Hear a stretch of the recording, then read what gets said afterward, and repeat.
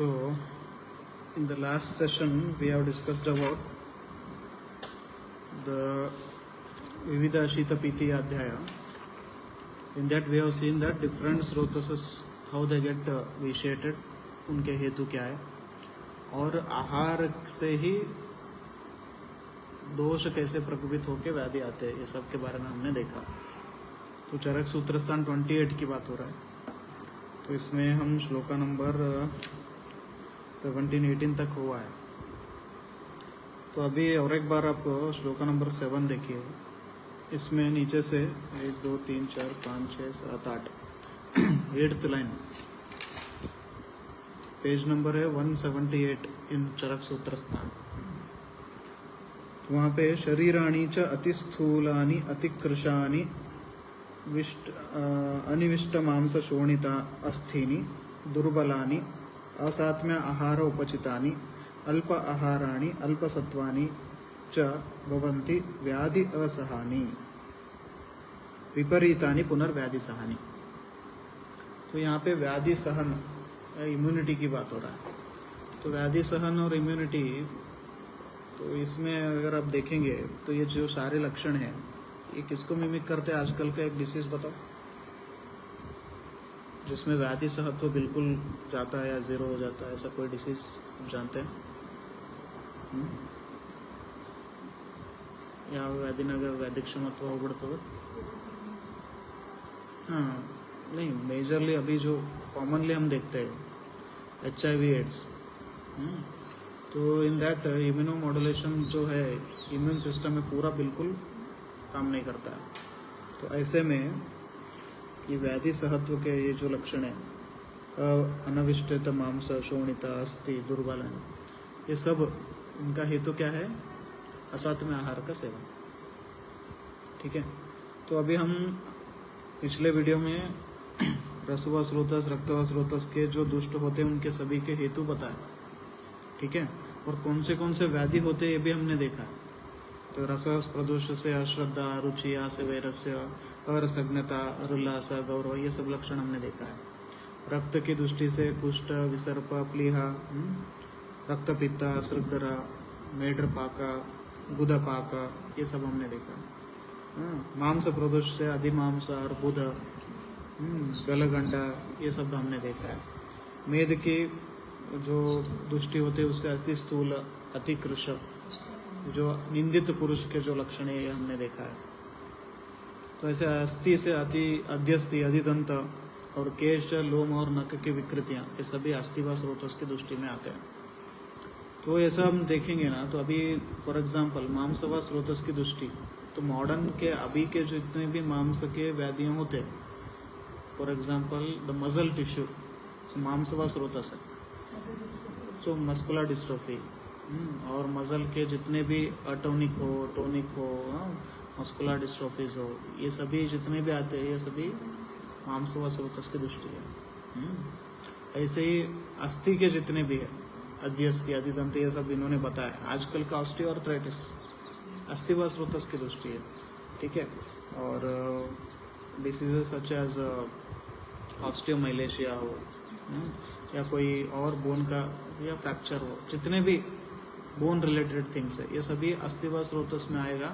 चिकित्सा उसका करेंगे तो हमें रिजल्ट मिलेगा. तो रसवा स्रोतस की दृष्टि में आजकल का आपका PCOS हो, हार्मोनल इम्बैलेंसेस हो, स्तन्य की विकृतियां हो, और हार्मोनल इम्बैलेंसेस जो भी लेडीज में देखे जाते हैं, ये सभी जो है रसवा स्रोतस में आते हैं. लीवर एंड स्प्लिनिक डिसऑर्डर्स, ये सभी रक्तवा स्रोतस में आते हैं. कामला हो, स्प्लिनोमेगाली हो, आसाइटिस हो, सिरोसिस हो, ये सभी हो. तो ये क्यों हम पढ़ रहे हैं ये स्रोतस के व्याधियाँ? क्योंकि ट्रीटमेंट सरल हो जाएगा. ये स्रोतस का अगर हम चिकित्सा करेंगे तो ट्रीटमेंट में बहुत सहायता होगी. ठीक है. तो अभी ये सब हमने देखा है. तो ऐसे ही ये सभी धातुओं के प्रदोष के विकार हो गए. अब उपधातु के प्रदोष से भी विकार होते हैं, जैसे सिरा, कंडरा, उनके बारे में हम देखेंगे. 21-22 जो श्लोक है इसमें उसके बारे में बताया. स्नायु, सिरा, कंडरा जो दुष्ट होते हैं उनके ही व्याधियाँ होते हैं. ठीक है. और मला नाम आश्रित कुपितो, वो मल के जो दृष्टि से जो रोग होते हैं उनके बारे में भी यहाँ पे दोषाम मलानाम कुर्वन्ति संग उत्सर्ग। हाँ, तो इसमें मल के जो अभी पुरुष मूत्र की संग्रह हो जाना, तो ये सभी इसमें आते हैं। हम सीधा जाएंगे इनकी चिकित्सा पर अब। तो अभी बहुत डिटेल में हो गया, तो we will directly go to the चिकित्सा ऑफ दीज डिसीजेस। तो इसमें श्लोका नंबर 23 पढ़िए।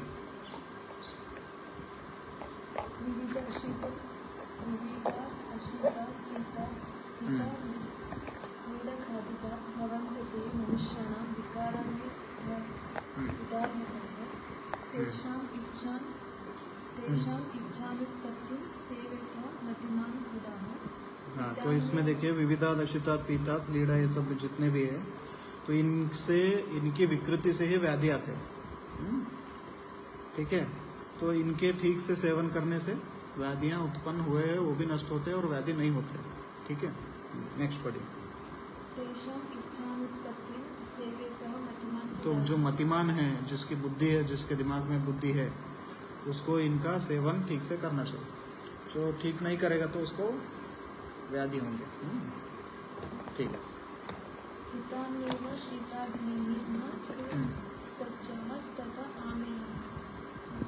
तो अहित से तो आमय होंगे। अभी श्लोका नंबर 25 पढ़िए। रसवा स्रोतस की विकृति से रोग क्या होते हैं हमने देखा, अश्रद्धा, चारुचिष्टा, रसम, रसज्ञता, इनकी चिकित्सा क्या। तो रसाजानाम विकाराणाम सर्वम लंघनम औषधम। ठीक है, तो जितने भी रसवा स्रोतस की व्याधियां होंगे उनकी चिकित्सा क्या है, लंघन है। सबसे पहला चिकित्सा उसका लंघन है। तो लंघन क्या है, अब इसको डिटेल में अगर देखेंगे आप, तो लंघन क्या है, कितने टाइप के लंघन बताया है, तो दशविध लंघन। तो उसमें आपको चतुर प्रकार की संशुद्धि, मारुता, आतप, ये सभी आएंगे। तो लंघन बोले तो खाना नहीं खाना, इतना ही लंघन नहीं। जो भी हम चिकित्सा के रूप में भी लंघन करते हैं वो भी लंघन है। तो ये सब उसमें आने वाला है। ठीक है, तो रसवह के स्रोतस के जितने भी व्याधि होंगे दुष्ट रस की वजह से होंगे। तो दुष्ट रस ही नहीं बन रहा शरीर में तो व्याधि उत्पन्न नहीं होगा। तो सिंपल लॉजिक, अंडरस्टूड। तो इसलिए वहाँ पे चिकित्सा जो भी है लंघन रहेगा। ओके, तो उसके जितने भी लंघन के टाइप्स है वो सभी इसमें इंक्लूड होते हैं। नेक्स्ट, तो रक्त जो व्याधियों की चिकित्सा जो है विधि शोणिति अध्याय में बताया। विधि शोणिति अध्याय चरक सूत्र स्थान नहीं है, उसको नेक्स्ट देखेंगे इसके बाद। तो शुक्र रक्त व स्रोतस के जितने भी ट्रीटमेंट मॉडलिटीज है हम उसमें देखेंगे आगे। हाँ, तो मांस व स्रोतस में जो भी दुष्टियाँ होते हैं, जैसे अर्बुद है, ग्रंथि है, इनकी चिकित्सा के लिए बताया है शस्त्र, क्षार और अग्निकर्म। तो शस्त्र से उनका छेदन भेदन, क्षार से उसका पाचन करना, और अग्निकर्म से उसका दहन। तो जो भी एक्सेसिव ग्रोथ्स होते हैं उनकी तो सर्जिकल मैनेजमेंट ही होना चाहिए ना। तो इस तरह से मांस व स्रोतस की दृष्टि की चिकित्सा शस्त्र, क्षार और अग्नि से होगा। ठीक है, अब मेद का हाँ, तो अष्टनिंदित अध्याय में इसके बारे में हमने पढ़ा है अभी तक।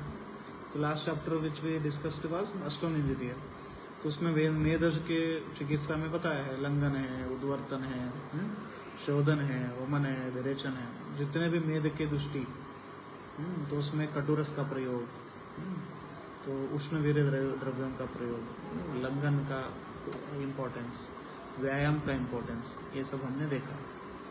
तो अष्टनिंदित अध्याय में फिर से आप जाके देख सकते हैं मेद व स्रोतस की दृष्टि की चिकित्सा। ठीक है, नेक्स्ट। अस्ताश्रयणं व्याधीनां पंचकर्माणि भेषजं वस्तेह क्षीरसर्पिष तिक्तोपहितानि च। तो this is very very important.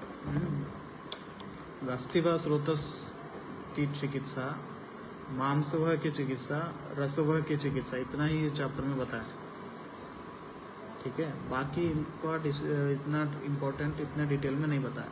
और दिस श्लोक व्हाट आचार्य का is explained is a golden श्लोक। इसको गोल्डन कलर का हेडलाइन हुआ हाईलाइटर है तो उससे करिए, बहुत इम्पोर्टेंट श्लोक और इतना साइंटिफिक है कि इससे हजारों जो मस्कुलोस्केलेटल डिसऑर्डर्स है उनका ट्रीटमेंट होता है। तो अस्त्याश्रयाणाम व्याधिनाम पंचकर्माणि भेषजम। अस्थि व स्रोतस की जितनी चिकित्सा है उसमें पंचकर्मों का चिकित्सा आप इस्तेमाल कर सकते हैं युक्ति के आधार पर। कॉमन है, विरेचन है, नस्य, बस्ती, रक्तमोक्षण, ये सब करना है।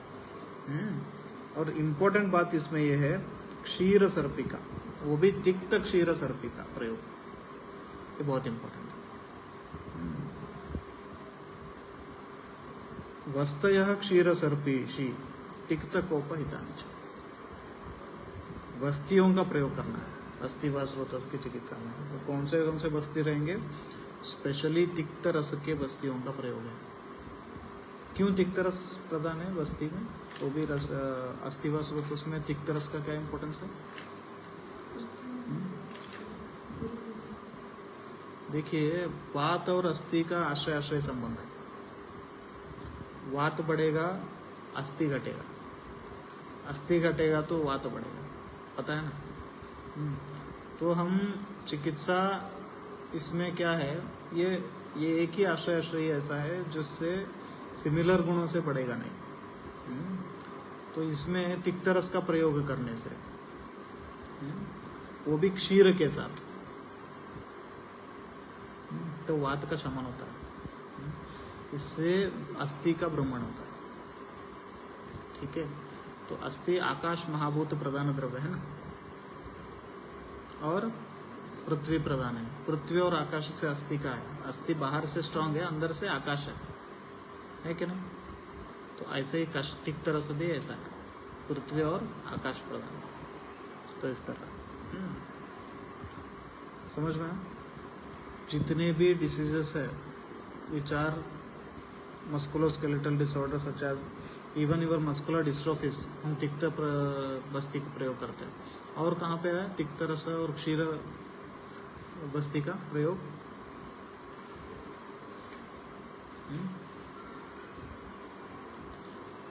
वात रक्त के चिकित्सा में आया कि नहीं? नहीं वस्ति समम किंचित वात रक्त चिकित्सितम, उसमें भी तिक्त रस के द्रव्यों के साथ क्षीर बस्ती का प्रयोग, जो पित्त हर भी उष्ण भी कम करते हैं। तो इस तरह नेक्स्ट इज मज्जा शुक्र समत्थानम औषधम स्वादु तिक्त। हाँ, मज्जा और शुक्र के जितने भी डिसीजेस है इनमें स्वादु तिक्तक इज द औषध, मधुरा एंड तिक्त रस। अन्नम व्यवाय व्यायाम शुद्धि काले च मात्रया। अन्नम, वो भी स्वादु और तिक्त रस के अन्न, व्यवाय व्यायाम शुद्धि काले च मात्रया च, ऐसा पढ़ना है। इसमें काल से व्यवाय, काल के हिसाब से व्यवाय, काल के हिसाब से व्यायाम, काल के हिसाब से शुद्धि, इस तरह लेना है इसको। और मात्रा के हिसाब से, अति व्यवाय से फिर शुक्र दृष्टि होगा, अति व्यायाम से भी शुक्र की दृष्टि होगी, मज्जा की दृष्टि होगी। इस तरह से हमें इसका समतोलन में देखना है।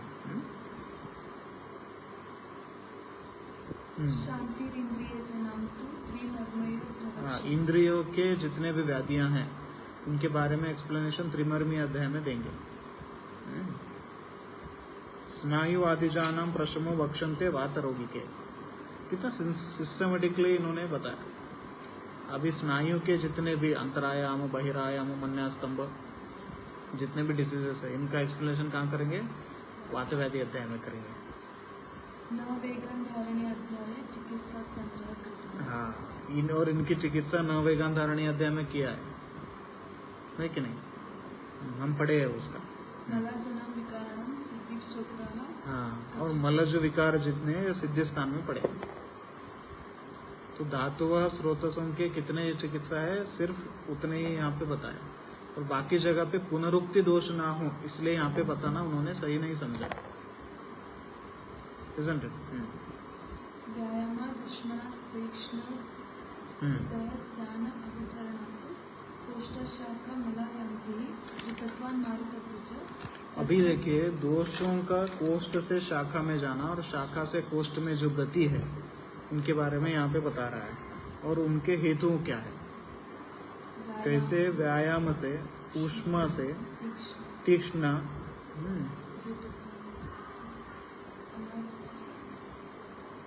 कोष्ठ से शाखा की गति, जो मल है कोष्ठ से शाखा में आते हैं। कैसे आते हैं? व्यायाम से, ऊष्मा से, अति ऊष्मा, बाहर घूमने से। तो कैसे हो रहा है ये सभी?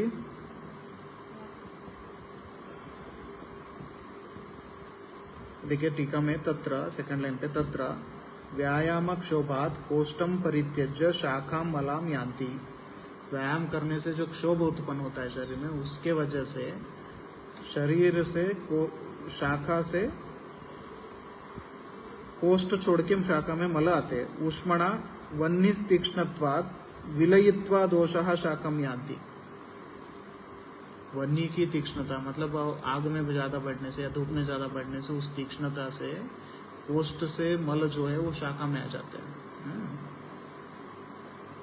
तो इस तरह से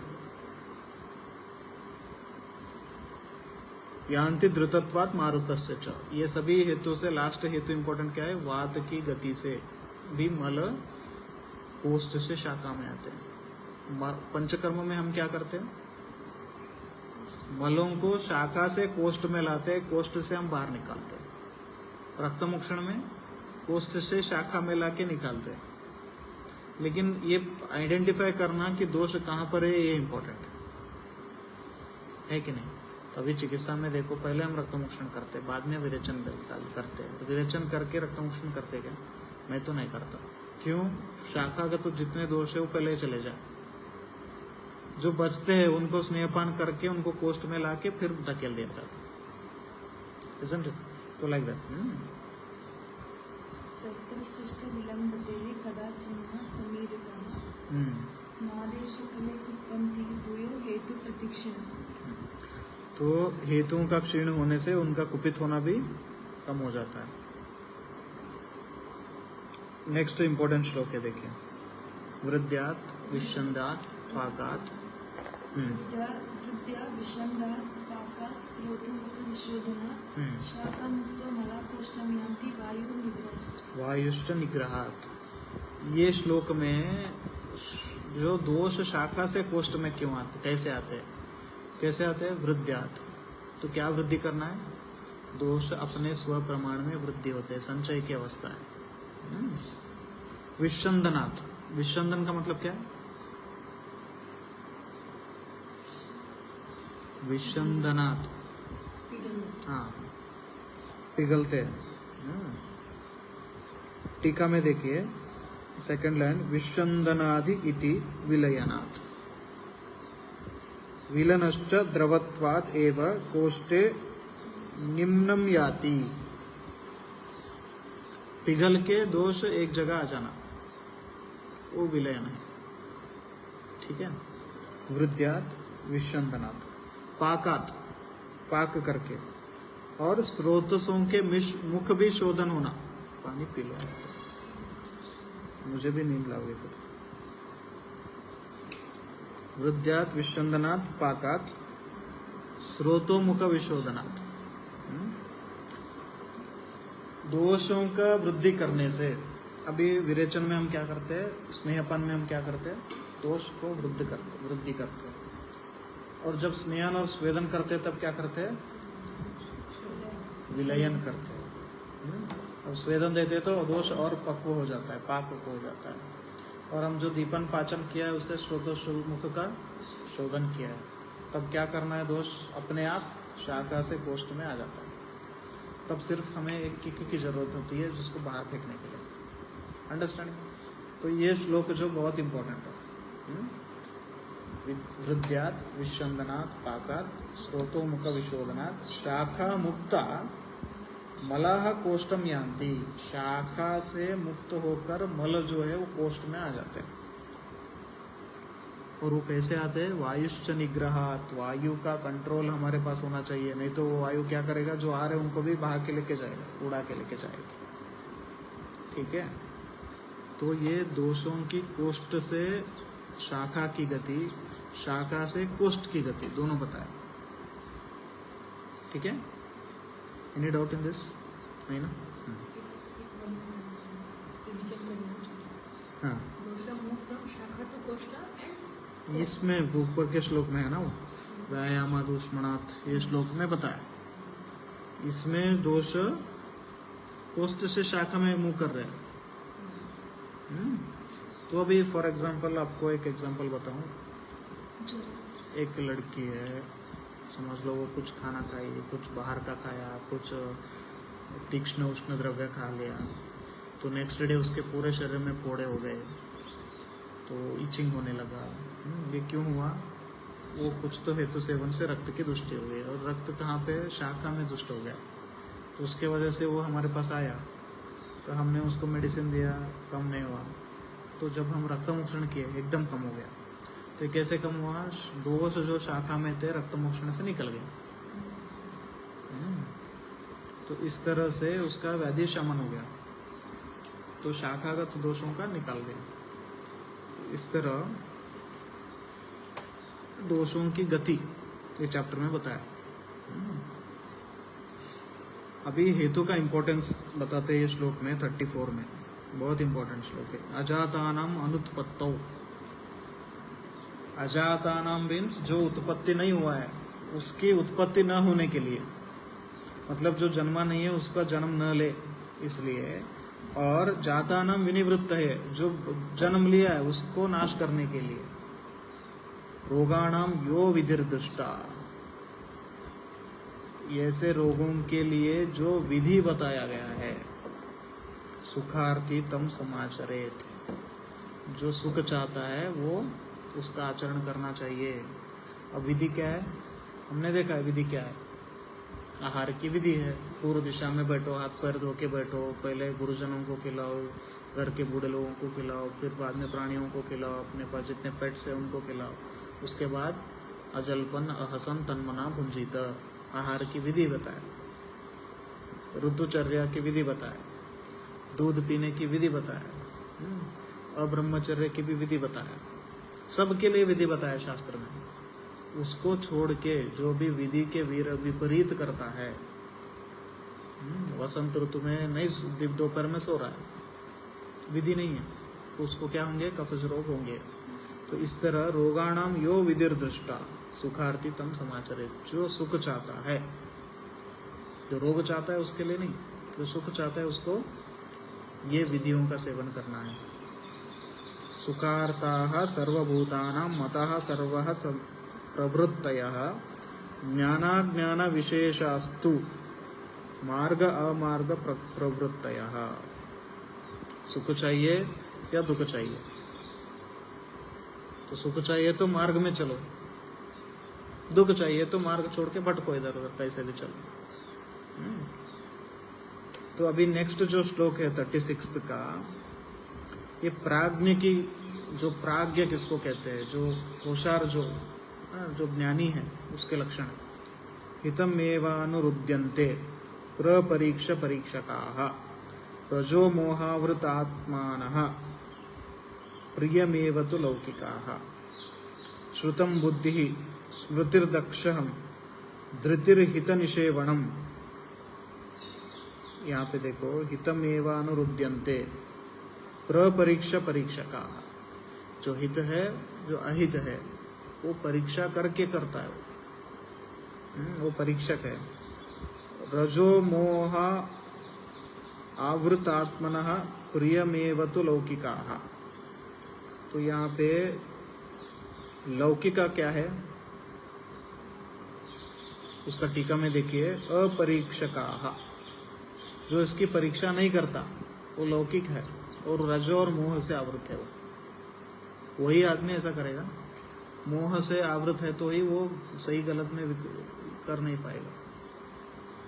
मोह है वो। मोह मतलब क्या है? हाँ, डिजायर में फंस गया है, मोह है उसको, प्रीति है उसमें, तो ऐसा आदमी सही गलत में डिफरेंशिएट नहीं कर पाएगा और रजोगुण से भरा होता है। स्नान करके खाना खाना चाहिए, ये खाना करके स्नान करेगा, क्यों? रजोगुण बढ़ा है ऐसा।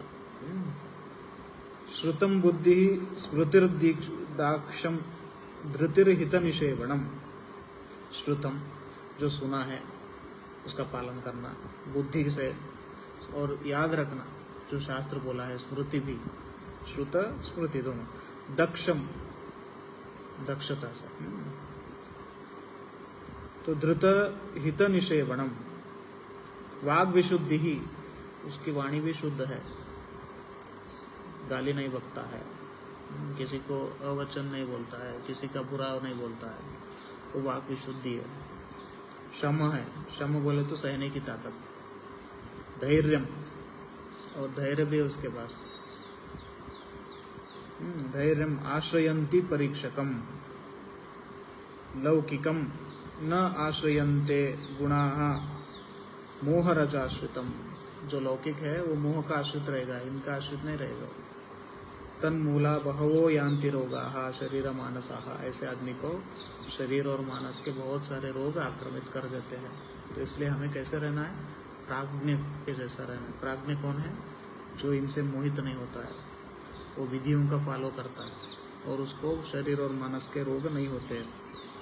जो सुना है उसका फॉलो भी करता है ठीक से, ऐसा। तो नेक्स्ट देखिए, प्रज्ञापराधात हीनान अनर्थान पंच निषेवते। संधारयति वेगांश्च सेवेत साहसानि च। जो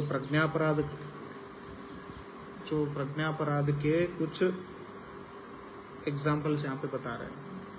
जैसे संधारयन्ति वेगांश, वेगों का धारण करना। साहस आदि के सेवन करता है, जो साहस, अति मैथुन, ये बताया ना, उनका सेवन जो करता है।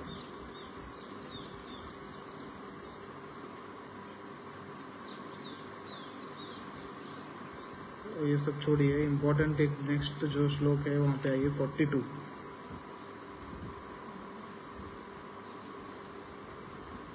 आहारस्य विधौ अष्टौ विशेषाः हेतु सम्यकाः। यहाँ पे इस चैप्टर में हेतु का डेफिनेशन बताया, बहुत इंपॉर्टेंट चैप्टर है। हेतु का डेफिनेशन, हेतु किसको कहते हैं? प्रयोजयित। देखिए, सबके लिए आयुर्वेद में एक क्राइटेरिया बताया है कि नहीं, कि स्नान, ऊपर के शरीर के लिए गर्म पानी नहीं डालना है ना, अधो शरीर में गर्म चलता है ना, और पूर्व दिशा की तरह ही बैठ के खाना चाहिए। खाने से पहले हाथ पैर धोने चाहिए। दिवा स्वप्न नहीं करना चाहिए। ब्राह्मी मुहूर्त में ही उठना चाहिए। ये सब क्या है? विधि है, रूल है। आहार के 8 विधि बताए, जैसे उष्णम अश्नीयात, स्निग्धम अश्नीयात, उष्ण आहार खाना चाहिए, और कितना सात्विक आहार हो, मात्रा के हिसाब से आहार हो, ये सभी रूल्स बताए। इनके अलावा अगर आप आहार का सेवन करते हैं तो वो हेतु है। मात्रा का एग्जाम्पल है, कितना मात्रा बोला है आहार के लिए? हाफ पार्ट में आहार लेना है, 1/4 पानी लेना, और 1/4 पार्ट जो है वो वात के लिए, दोषों के लिए छोड़ना। अब इतने लोग गला तक आकंठ पाना, तो उंगली डाले तो वो लगना चाहिए, उतने तक खाते हैं। तो ये क्या है? हेतु है। आहार भले ही सात्विक शुद्ध आहार वो खा रहा है, लेकिन मात्रा विरुद्ध है, तो ये हेतु बनता है। तो ऐसे जो भी विधि के अपोजिट जो कुछ भी करता है वो हेतु है। कितने लोग क्लिनिक में आते हैं ना, हेतु कैसे निकालते हैं आप, हेतु कैसे निकालना, वो देखो विधि के विपरीत क्या क्या कर रहा है, देखो पेशेंट। उसके लिए तुम्हें विधि पहले पता चाहिए ना। विधि हमें पता नहीं है कि आयुर्वेद में क्या विधि है, किसकी क्या विधि है, और हम ढूंढने चले हेतु दूसरों में। हम सुने बैठे हैं कि पानी ज़्यादा पीना चाहिए, तो सेहत के लिए अच्छा होता है, तो पेशेंट बोलता है मैं बहुत पानी पीता हूँ, वेरी गुड। लेकिन आयुर्वेद में अत्यंबुपान हेतु है कि नहीं? तो अभी देखिए, विरूढ़ धान्य जितने हैं, विरूढ़ धान्य मतलब जिसमें स्प्राउट आया है, वो अभिसंधि है।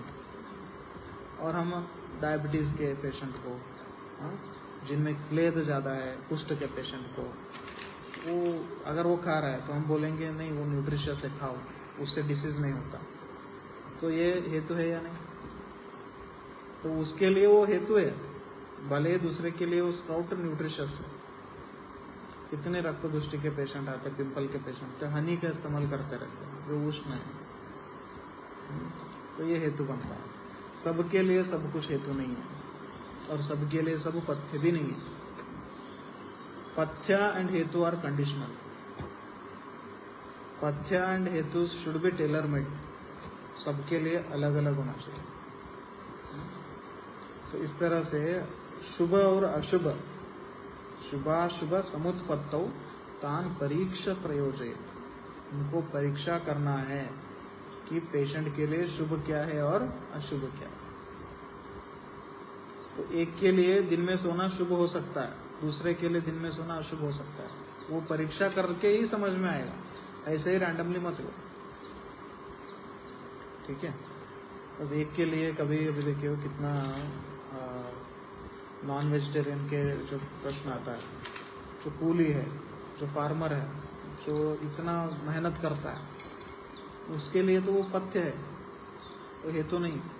जो ऐसी कार में घूमता है, दिन में कष्ट ही नहीं है उसको, कोई काम नहीं करता, बैठ के उसका टेबल वर्क है, उसको नॉनवेज क्यों चाहिए? अगर वो खाएगा तो उसके लिए वो हेतु है। तो इस तरह से शुभ और अशुभ हर एक के लिए अलग अलग होता है।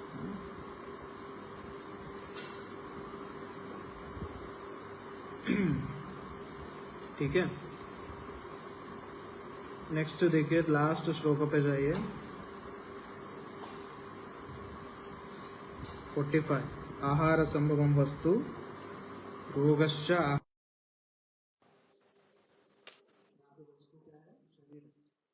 शरीर आहार से बना है और रोग भी आहार से ही बना है।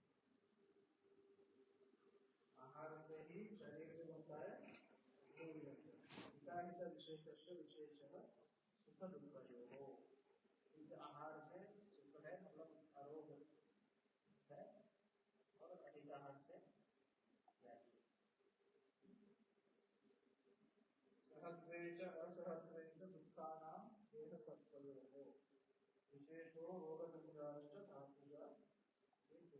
ये सबके बारे में बताया। हर एक धातु के दृष्टि के लक्षण, दृष्टि की चिकित्सा, उसकी कुछ रोग सही बात है, और सभी के सभी बात है, जितने भी धातु पुरुष ये चिकित्सा दूसरे का चाहिए, तो बड़ा बढ़ता है धातुओं के प्रयोग से